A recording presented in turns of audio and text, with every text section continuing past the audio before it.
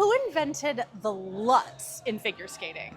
The weird answer is we don't actually know, but I will tell you about the man for whom the Lutz is named. Am I crazy for trying to tell you this while I do a Lutz? So the Lutz is named for Alois Lutz.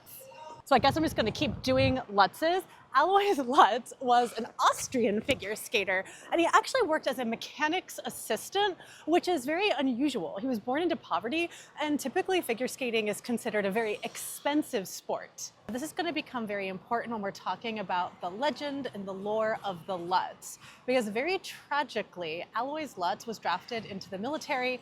In 1918, he contracted tuberculosis, and he passed away at the age of 19. Figure skating lore has Alois Lutz first performing the Lutz in 1913. However, there is no written documentation of him performing a Lutz. And as a historian, we go off of primary resources from the time and place that an event happened.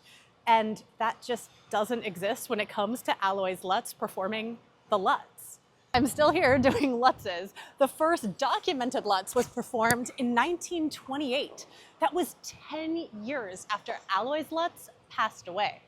But Alois Lutz was known for his creativity and flamboyance and artistry while figure skating. So perhaps that's why people were like, well, of course, he must have invented the Lutz. So what is a Lutz?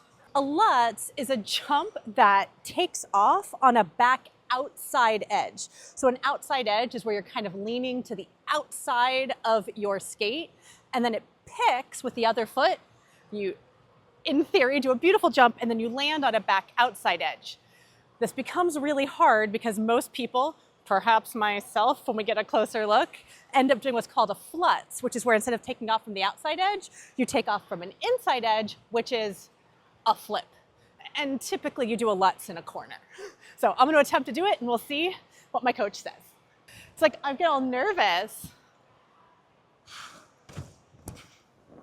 Mine was almost a Lutz. It would technically be scored as a V, but we'll get into the whole scoring system later. For more figure skating history, follow me.